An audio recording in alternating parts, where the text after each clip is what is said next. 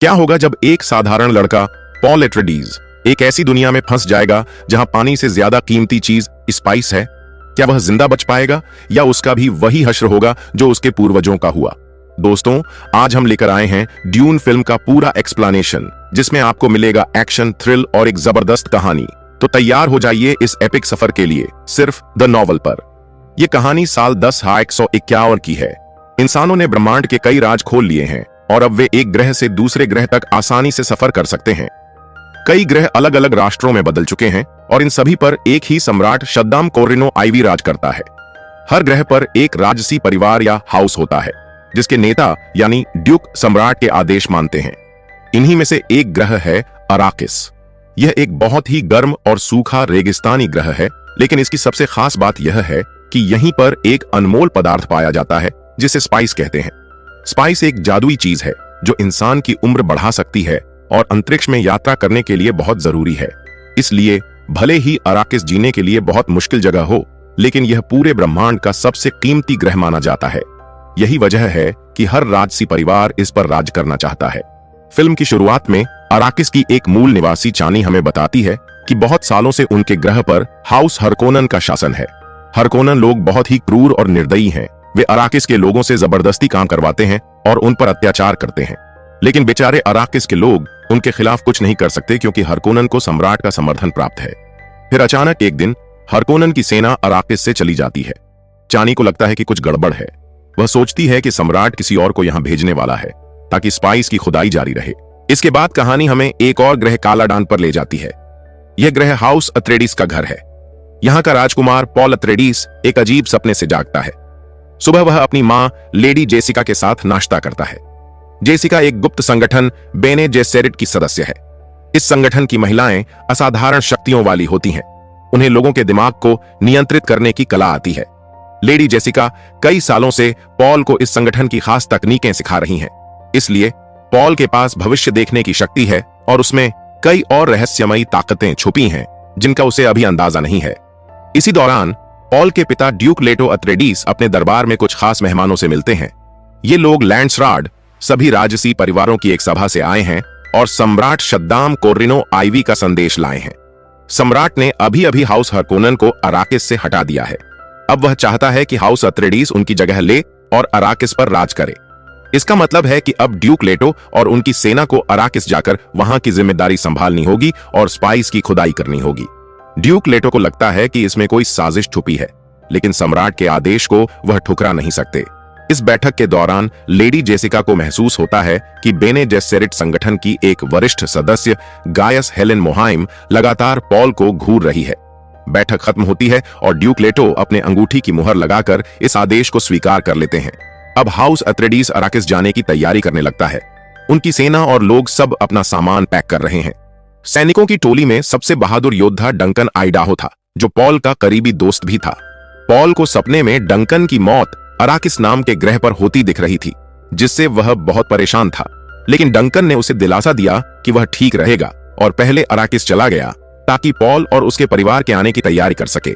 इसके बाद पॉल और उसके पिता लेटो आपस में कई महत्वपूर्ण बातों पर चर्चा करते हैं।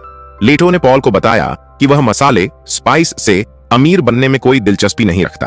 इसके बजाय वह अराकिस के लोगों, जिन्हें फ्रेमन कहा जाता है, से दोस्ती करना चाहता है। वह चाहता था कि फ्रेमन उनके साथ मिलकर काम करे ताकि वे एट्राइड्स परिवार के लिए एक मजबूत सहायक बन सकें। इसके विपरीत पिछला शासक हरकोनेन फ्रेमन को बुरी तरह से दबाकर रखता था, लेकिन लेटो उन्हें सम्मान देना चाहता था। कुछ समय बाद पॉल अपने साथी गुर्नी हेलेक के साथ तलवारबाजी का अभ्यास करता है। वे दोनों अपने हाथों में एक खास कलाई पर बांधने वाला यंत्र पहनते हैं, जो उनके शरीर के चारों ओर एक सुरक्षा कवच बना देता है। गुर्नी चिंतित था कि ईर्ष्यालु हरकोनेन उन पर हमला कर सकते हैं, इसलिए वह पॉल से कहता है कि जब वे अराकिस पहुंचे तो बहुत सावधान रहे। दूसरी ओर हरकोनेन परिवार में अराकिस के पूर्व शासक बैरन हरकोनेन और उसका खतरनाक भतीजा रब्बान आपस में बात कर रहे थे। बैरन ने बताया कि उनका आखिरी जहाज अराकिस छोड़ चुका है और अब यह ग्रह एटराइड्स के हाथ में चला गया है। रब्बान को यह देखकर गुस्सा आया कि सम्राट एम्परर ने अराकिस को एटराइड्स को सौंप दिया, लेकिन बैरन ने उसे चौंका देने वाली बात बताई। यह सब सम्राट की एक साजिश थी। दरअसल सम्राट एटराइड्स परिवार की बढ़ती ताकत से जलता था और वह चाहता था कि वे पूरी तरह खत्म हो जाएं। उसका असली प्लान था कि जब लेटो और उसके लोग अराकिस में मसाले की खुदाई करने में व्यस्त होंगे, तब उन पर हमला कर दिया जाए और सबको मार दिया जाए। इस बीच कैलेडन ग्रह पर पॉल की मां जेसिका उसे उठाकर एक डॉक्टर के पास ले जाती है, जहां उसकी सेहत की जांच होती है। असल में रेवरेंड मदर गैयस हेलेन मोहय्यम नाम की एक शक्तिशाली महिला को पॉल के सपनों के बारे में पता चल गया था। वह यह देखना चाहती थी कि क्या पॉल वही है जिसका वे सालों से इंतजार कर रही थी। जांच के दौरान पॉल को एक डिब्बे में हाथ डालने के लिए कहा गया। यह एक परीक्षा थी जिससे यह पता लगाया जाता कि वह कितना सहनशील और मजबूत है। पॉल ने बहुत दर्द सहकर इस परीक्षा को पास किया। जब मोहय्यम वहां से चली गई तो जेसिका ने पॉल को बताया कि उसकी महिला संगठन बेने जेसरिट सालों से राजनीति को गुप्त रूप से चला रही है। उन्होंने पीढ़ियों से अलग अलग खून के रिश्तों को मिलाकर एक ऐसा आदमी पैदा करने की योजना बनाई थी जो बहुत शक्तिशाली होगा और अराकिस को मसाले के लालच से बचा सकेगा। पॉल ने जो परीक्षा पास की थी उससे यह साफ हो गया कि वह वही हो सकता है जिसका वे सब इंतजार कर रहे थे, अराकिस का मसीहा। अगले ही दिन लेटो, पॉल, जेसिका और उनकी सेना अराकिस के लिए रवाना हुए और वहां सुरक्षित लैंड कर गए। जब वे पहुंचे तो फ्रेमन लोगों ने उनका स्वागत किया। फ्रेमन पहले से ही मानते थे कि पॉल उनका मसीहा है, जिसे वे मुअद्दीब कहकर पुकारते थे, लेकिन पॉल को यह सब एक अंधविश्वास लगता था। बाद में अपने कक्ष में पॉल अराकिस के विशाल रेत के कीड़ों सैंडवर्म्स के बारे में सीख रहा था। फ्रेमन इन खतरनाक कीड़ों से बचने के लिए खास तरीके से चलते थे। वे रेत पर सीधी चाल न चलकर टेढ़े मेढ़े पैटर्न में चलते थे ताकि कीड़े उन पर हमला न करें। जैसे ही पॉल होलोग्राम देख रहा था, अचानक दीवार से एक खतरनाक कीट, इंसान को मारने वाला जहरीला कीड़ा, निकलकर उस पर हमला करने की कोशिश करता है, लेकिन पॉल समय रहते खुद को बचा लेता है। जांच करने पर पता चलता है कि दीवारों के अंदर एक हरकोनेन सैनिक छिपा था जिसने पॉल को मारने की कोशिश की थी। दूसरी तरफ बैरन हरकोनेन और रेवरेंड मदर मोहय्यम की मुलाकात होती है। मोहय्यम को पहले ही पता चल चुका था कि सम्राट और बैरन मिलकर एटराइड्स पर हमला करने की योजना बना रहे हैं, लेकिन सम्राट के आदेश के कारण वह कुछ नहीं कर सकती थीं। हालांकि उन्होंने बैरन से अनुरोध किया कि वह जेसिका और पॉल को न मारे। बैरन ने झूठा वादा किया कि वह उन्हें नहीं मारेगा, लेकिन असल में उसने उन्हें रेत में छोड़ने का फैसला किया ताकि रेत के कीड़े खुद ही उन्हें खत्म कर दें। इस बीच अराकिस में एक बैठक बुलाई जाती है जहां अधिकारियों ने मसाले की खुदाई माइनिंग की योजना पर चर्चा की, लेकिन जल्द ही यह साफ हो जाता है कि हरकोनेन ने उन्हें पुरानी और टूटी फूटी मशीनें छोड़कर धोखा दिया है, जिससे उनकी खुदाई सफल न हो सके। इसके बाद पॉल अपने दोस्त डंकन से मिलता है, जो पहले से वहां की तैयारी कर रहा था। डंकन बताता है कि वह 4 हफ्तों से फ्रेमन लोगों के साथ रेगिस्तान में रह रहा है और उसने उनकी जीवन शैली को समझ लिया है। वह उन्हें फ्रेमन के एक समुदाय एशियाच और उनके नेता स्टिल्गर के बारे में बताता है। स्टिल्गर भी लेटो से मिलने आता है। जब वह जमीन पर थूकता है तो गुर्नी हेलेक को यह अपमानजनक लगता है, लेकिन फिर बताया जाता है कि अराकिस में शरीर की नमी बहुत कीमती होती है और थूकना सम्मान प्रकट करने का तरीका है। लेटो स्टिल्गर से एटराइड्स परिवार के साथ काम करने का प्रस्ताव रखता है, लेकिन स्टिल्गर उसे ताना मारता है कि वह उनकी धरती से केवल लेने आया है, लेकिन बदले में कुछ नहीं देगा। बातचीत के बाद लेटो वादा करता है कि वह फ्रेमन समुदाय के अधिकारों का सम्मान करेगा और वे अच्छे संबंधों के साथ अलग हो जाते हैं। जाने से पहले स्टिल्गर पॉल की तरफ देखता है और कहता है कि वह उसे पहचानता है। अगले दिन लेटो और उसकी टीम मसाले के रेगिस्तान का निरीक्षण करने जाते हैं। वहां वे एक फ्रेमन वैज्ञानिक डॉ लेड कायंस से मिलते हैं, जो सम्राट के लिए भी काम करती हैं। वह लेटो के स्टिल सूट, एक खास पोशाक जो पसीने और मूत्र को साफ करके पानी में बदल सकती है, की जांच करती हैं। जब वह पॉल के सूट को देखती हैं तो उन्हें आश्चर्य होता है कि पॉल ने इसे बिल्कुल सही तरीके से पहना है, जबकि उसने पहले कभी इसे नहीं पहना था। इससे उन्हें एक पुरानी भविष्यवाणी याद आती है जिसमें कहा गया था कि मसीहा बिना सिखाए ही फ्रेमन के तौर तरीके जानता होगा। अब कायंस को भी यकीन होने लगता है कि पॉल ही वह मसीहा है। इसके बाद वे सभी रेगिस्तान में मसाले की खुदाई देखने जाते हैं। वहां वे देखते हैं कि 2 विशाल रेत के कीड़े एक खुदाई मशीन हार्वेस्टर की ओर तेजी से बढ़ रहे हैं। यह आम समस्या थी, इसलिए तुरंत एक कैरियर मशीन भेजी गई जो हार्वेस्टर को उठा सके, लेकिन तभी कैरियर की एंकर टूट जाती है और वह मशीन को उठा नहीं पाता। अब खुदाई मशीन के अंदर 21 लोग फंसे हुए हैं और रेत के कीड़े उन पर हमला करने ही वाले हैं। लेटो तुरंत सोचते हैं और अपनी टीम को आदेश देते हैं कि वे अपनी हवाई गाड़ियों को जल्दी से जमीन पर उतारें और खुदाई मशीन में फंसे लोगों को बचाएं। वे समय रहते पहुंच जाते हैं और सभी 21 लोगों को बचा लेते हैं। लेकिन इस दौरान पॉल मसाले स्पाइस की खुशबू सूंघ लेता है, जिससे उसे एक और अजीब सा दर्शन विजन होता है। जब वह घर लौटता है तो उसे चक्कर आ रहे होते हैं। डॉक्टर इसे बस एक एलर्जी बताते हैं, लेकिन पॉल कहता है कि उसने अपनी दृष्टि में एक फ्रेमन लड़की को देखा और यह केवल एलर्जी नहीं हो सकती। वह यह भी कहता है कि जेसिका गर्भवती है, लेकिन जेसिका इस बात को मानने से इनकार कर देती है। दूसरी ओर सम्राट की सेना एक नए हमले की तैयारी कर रही होती है। यह सेना सरदाउकार कहलाती है और इसे पूरे ब्रह्मांड की सबसे खतरनाक सेना माना जाता है। इस बीच अराकिस पर डॉक्टर पॉल के लिए एक दवा लाता है ताकि उसकी एलर्जी ठीक हो सके, लेकिन पॉल को यह नहीं पता कि डॉक्टर ने बैरन से समझौता कर लिया है और यह दवा उसे बेहोश करने के लिए दी जा रही है। उधर लेटो और जेसिका को भी एक दवा दी जाती है जिससे वे सो जाएं। जेसिका उसे पी लेती है, लेकिन लेटो संदेह करता है और दवा नहीं पीता। कुछ ही देर में सरडौकार सेना अचानक हमला कर देती है। लेटो जाग जाता है और तुरंत खतरे को भांप लेता है, लेकिन इससे पहले कि वह कुछ कर सके, डॉक्टर उसे एक खास तीर डार्ट मारता है जो धीरे धीरे उसे बेहोश कर देता है। बाहर सरडौकार सेना भारी हमला कर रही होती है।